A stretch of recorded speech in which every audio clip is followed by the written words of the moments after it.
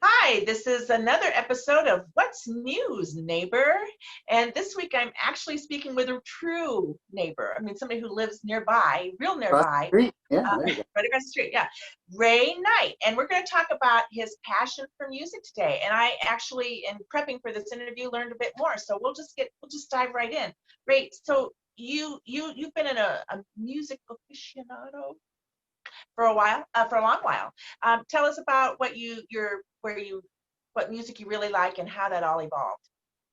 Well, I guess how it all started as I remember as a kid, I would, I'd kill all the batteries in my transistor radio, had my radio under the pillow so I could listen to music, and my parents would always get mad because they had to buy more batteries. So, I've just been kind of hooked on music since I was a little kid. And I don't know, I started buying records. I used to have a guy that lived next door to me. He was what they called a rack jobber.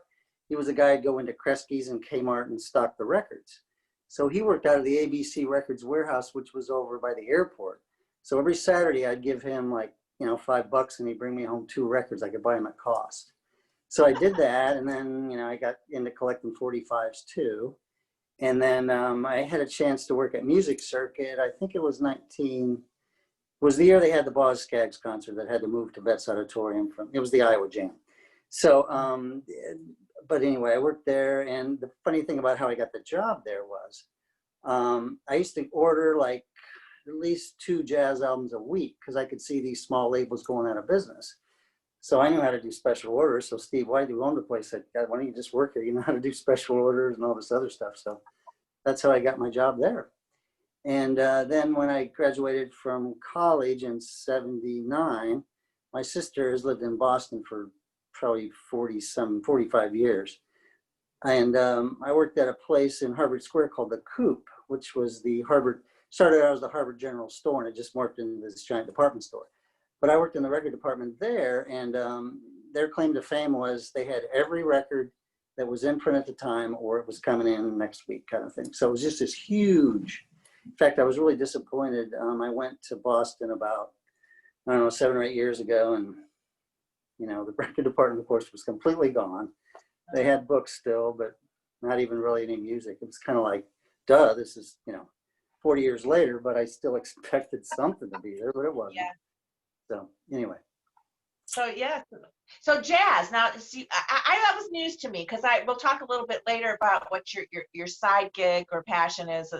I hate to call it passion because it makes it sound less. I mean, passion. It's really. I mean, you're keeping alive an art form and a way of consuming an art form, and I think that's really important.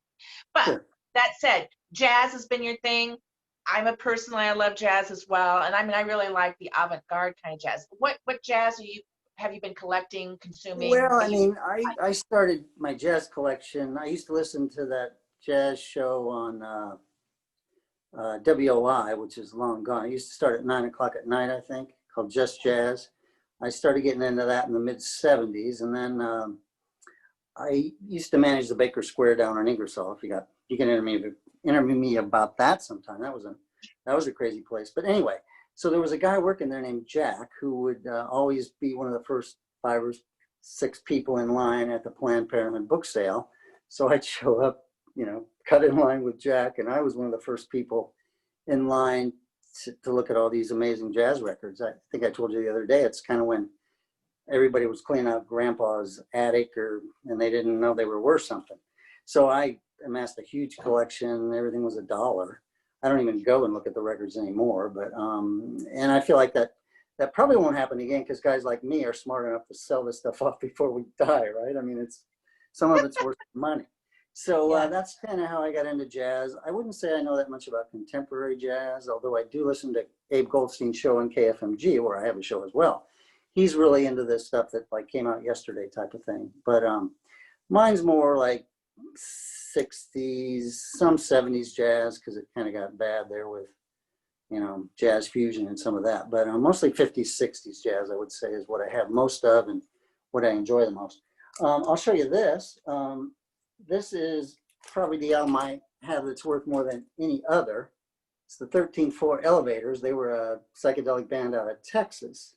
And this thing, I mean, it's worth anywhere from $400 to $500 because it's really rare. And, So and just Right, yeah, show us the back. I mean, people Yeah, used to, we're going to talk about this next, but that's a, what do we call that? Is that called a liner notes? Or those liner called notes. I liner used to consume those like they were.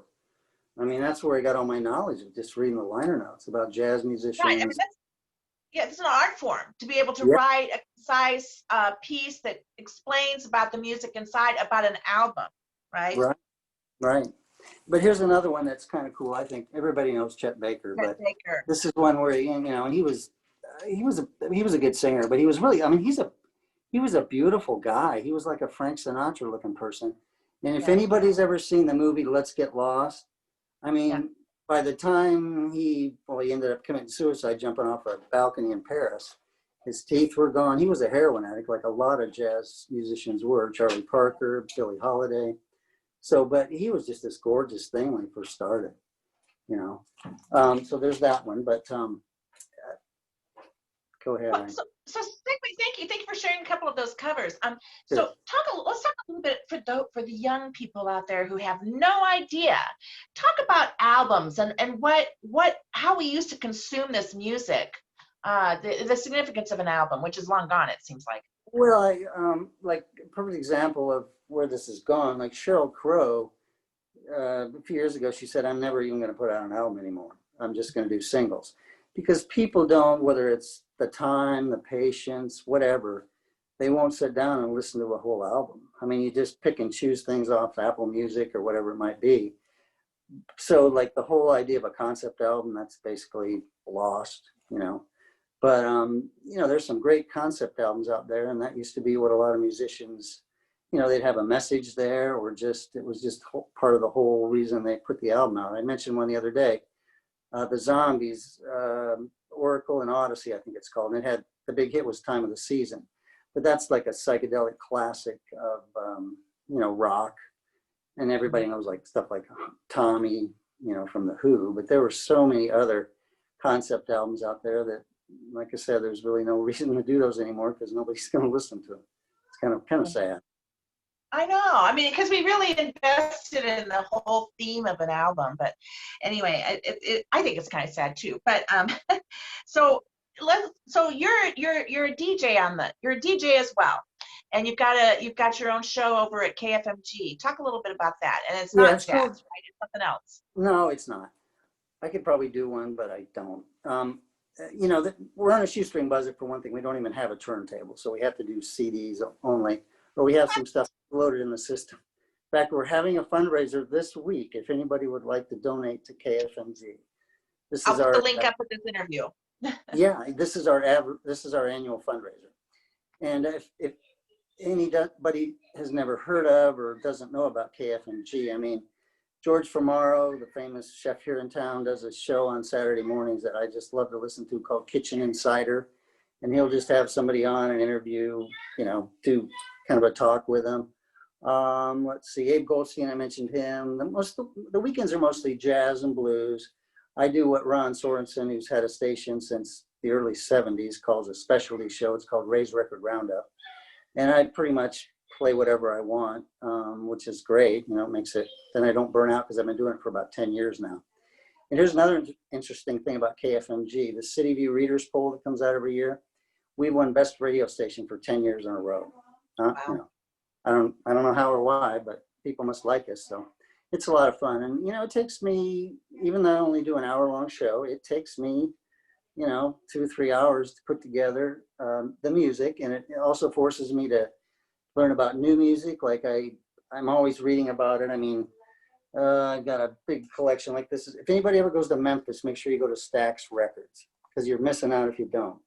There's a museum there. They had Sam and Dave, all the great R&B people.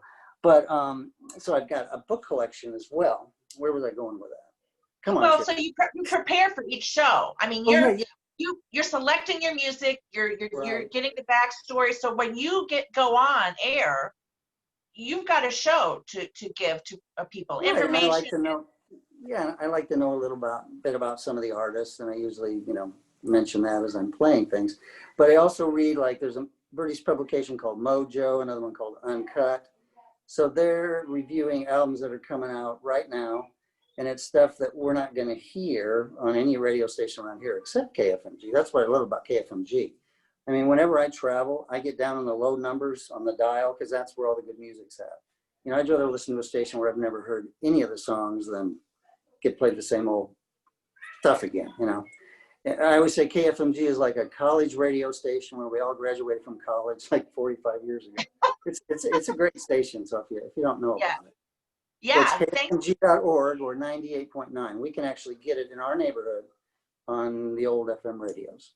Right. Well, and I kind of want to finish up with that because as we talked about preparing for this interview the other day, I thought that makes music so much more important to me. Is to hear the backstory, the story about its creation and the point and the artist and all of that. And that's so missing in most radio stations today. We don't get that kind of rich information so that we can really appreciate the art.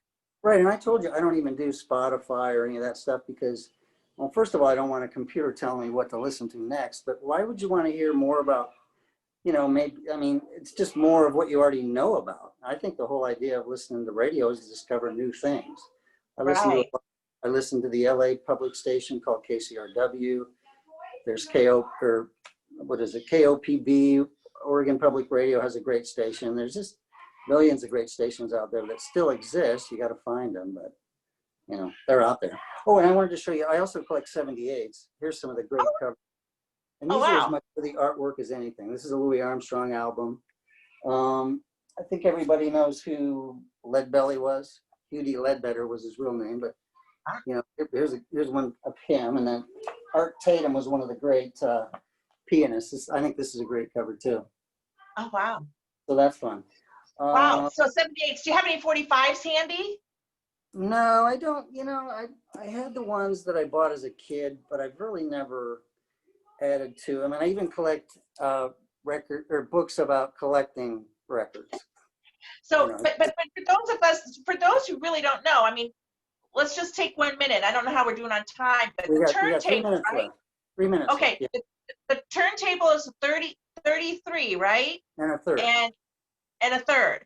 And then the 78s that you're talking about are smaller.